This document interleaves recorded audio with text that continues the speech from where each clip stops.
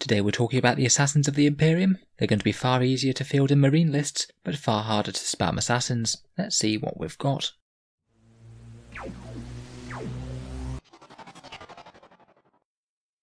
Hello and welcome back to Auspex Tactics, the strategy-focused 40k channel, where we're all about getting the most out of our miniatures on the tabletop. We're here for the last of the War of the Spider reviews today, talking about the Officio Assassinorum. I think that this was always going to be a bit of a minor update. Basically, they're one of the factions that had their rules in White Dwarf, and much like the Inari, this is very much just getting them in print and getting their rules officially up to speed, but they have made a few interesting updates to their faction along the way. Nothing enormous, but it will change the way that they're fielded. In the book, we've got 4 rules for fielding them alongside Imperial forces, the datasheet full of 4 different assassins, and the assassin stratagems from White Dwarf, which have had a couple of tweaks. At the end of the video, I'll just have a quick talk about assassins in 9th edition, bearing in mind the changes that we've seen so far. Let's jump straight into it.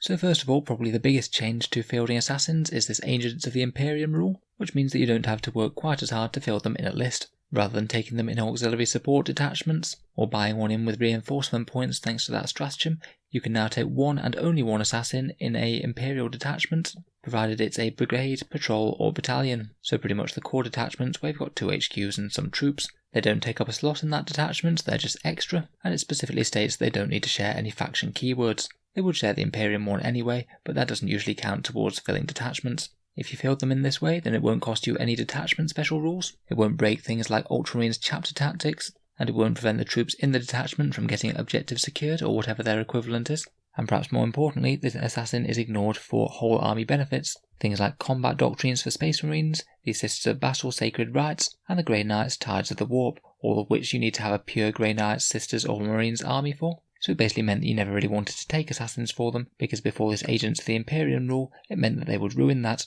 I think it's written quite generally as in an Agents of the Imperium, which means I suspect that you'll have the option of taking either an assassin or an inquisitor in your detachment, but not both. I guess we might find out in about a week's time or so, whenever we get a few more details on Pariah. I suspect that will be featuring the Inquisition. So frankly, it's far easier to include an assassin in your army. Though if you want to loan one, then it is going to have to be included in one of the standard detachments, or an auxiliary support detachment, which I believe you can still do.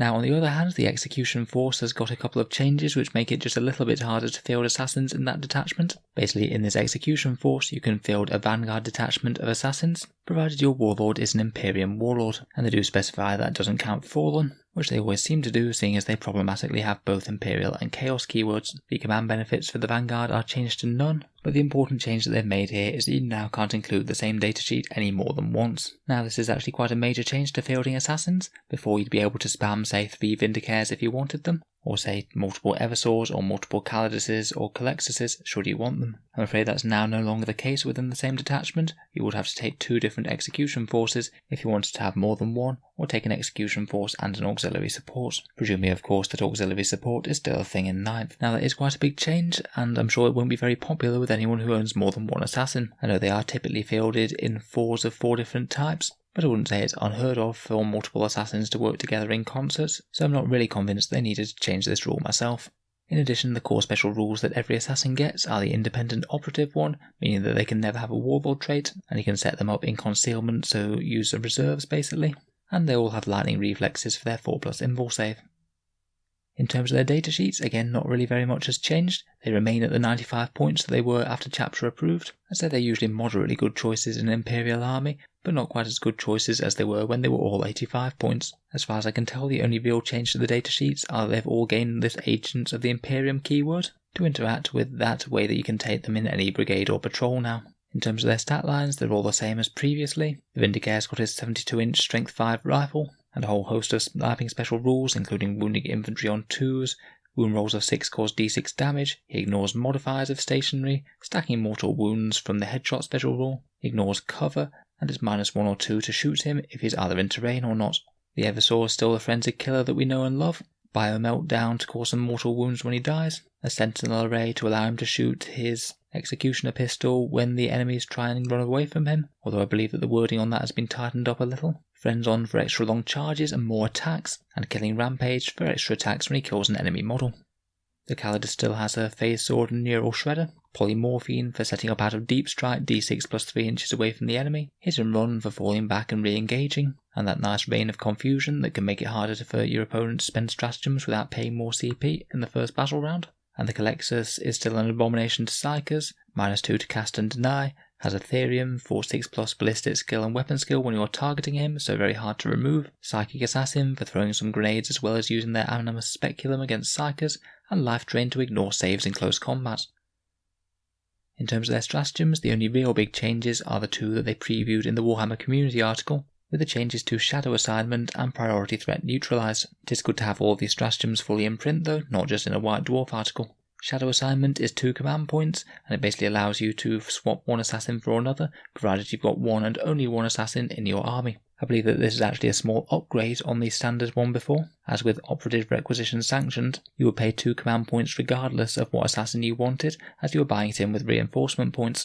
Now with this one, you will be nominating one assassin, so if you choose the one that you think you're most likely to use, and then you only have to spend the stratagem if you want to swap out from that one. So if you were paying command points to bring in an assassin of your choice, you will now be saving those command points some of the time, provided you can predict what assassin you'll need in the majority of your matchups. The other one that changed slightly is Priority Threat Neutralized, which used to cost 1 command point and then get you back 2 or 3, depending if you killed a character or killed a warlord. They've changed it so it's now a free stratagem to use 0 CP, obviously once per phase. I think that this was just literally done to stop you farming command points on that original stratagem that you'd used. The rest of the ones for individual assassins, as far as I can tell, are exactly the same. You can pay 2 command points for the Calidus' Supreme Deception to allow her Reign of Confusion to continue into the second battle round, Acrobatic to advance and charge, and also -1 to hit rolls. The Calexus has Pariah's Gaze, which basically gives him a d3 damaged Animus Speculum, so really could be quite threatening to psychers, at least ones with a low wounds characteristic. And Soul Horror, which can cause enemy units to fight last, which could be quite powerful when in combination with other fighty characters or units. For the Eversaur, we have Hypermetabolism. This is the one that for 1 command point can give him a 4+ Feel No Pain, a pretty decent durability buff if you are worried about losing him in a phase. And Stim Overload, the excellent one for 2 command points, that just lets him fight again at the risk of taking 1 mortal wound. That could be quite a lot more dead orcs or something. Finally, for the Vindicare, we've got the option to shoot him twice, provided he shoots at a different target, and he's got a Turbo Penetrator round, which is a little bit underwhelming, but he can plink d3 mortal wounds into a vehicle, which could be good if you're just trying to finish one off. So overall, I'd say this is a bit of a side grade for assassins over an upgrade. We'll certainly be seeing far more of them included in Sisters, Space Marines and Grey Knight armies, which is quite good because I think it's quite fluffy that they'd work with these sort of forces, no different to Imperial Guard for example. The Execution Force upgrades really does mean that we're less likely to see spammed assassins, which is a bit of a shame for army diversity, but it is a little bit weird when you see loads and loads of assassins on the table. I'm not too annoyed personally, but if you did run one of these assassin heavy armies, then it would be pretty rubbish for you. In terms of 9th edition, being able to fold them into detachments is really going to be good for command points. It doesn't mean that you're paying more command points for taking them in their own detachment or as auxiliary supports, presuming they're still a thing. The character targeting changes are quite a big deal, both for and against them. In general, assassins prefer to operate alone. They don't tend to be running around with big units of things to protect them, so it will mean they'll be just that little bit easier to shoot. Things across the enemy deployment zone might still be able to take aim at them that might not have been able to before, because they might have been closer to other elements of your army. However, for ranged assassins aside from the Vindicare, it will make it just that little bit easier for them to hunt down and shoot their prey. Less Overwatch is most certainly a good thing for assassins. As relatively fragile characters with only a 4+ invul save to protect them, they really were at risk of losing a wound or two pretty much every time they charged anything. In general, the nerf to multi-charges won't hurt them so much as well, as besides perhaps the Eversaur, they'll typically be wanting to go after one target at a time. However, smaller boards might give them a bit less room to drop and outflank the enemy, so I guess we might see a few more assassins starting on the board, particularly when we're against horde armies and things. And also having vehicles shoot in close combat really isn't great for them either. It was quite nice to be able to lock up a vehicle with an assassin and prevent it shooting back when you could, but that's going to be far less viable now if that said vehicle can just turn around and blow you away in close combat. Killing an entire assassin, if you can, really isn't too bad of a use of a vehicle's turn. So power-wise, a bit of a side grade, but I am very happy that they're going to be taken to the tables alongside Space Marines, Sisters and Grey Knights again. That was certainly a change that I would have been annoyed about if Games Workshop hadn't included it. Let me know what you think of the assassins down in the comments below, and feel free to subscribe to Auspex Tactics if you'd like to see more reviews similar to this. We'll certainly be covering the new developments from the latest Psychic Awakening books, as well as all the changes in 9th. If you've enjoyed the video, then I'd just like to mention my Element Games affiliate link, which is down in the video description below.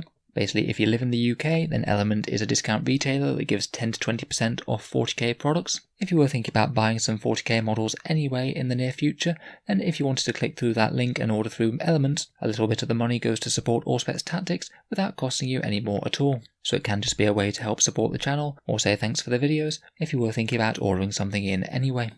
There's also a very similar link for Amazon in the USA and Canada. They do stock pretty much all of Games Workshop's products, and if you click the link and order anything through there, whether it's Games Workshop or something completely different, again a small amount goes to support the channel. A big thank you to you guys who have been using that, it really does make a difference. In any case, thank you for listening, and I'll hope to see you guys next time.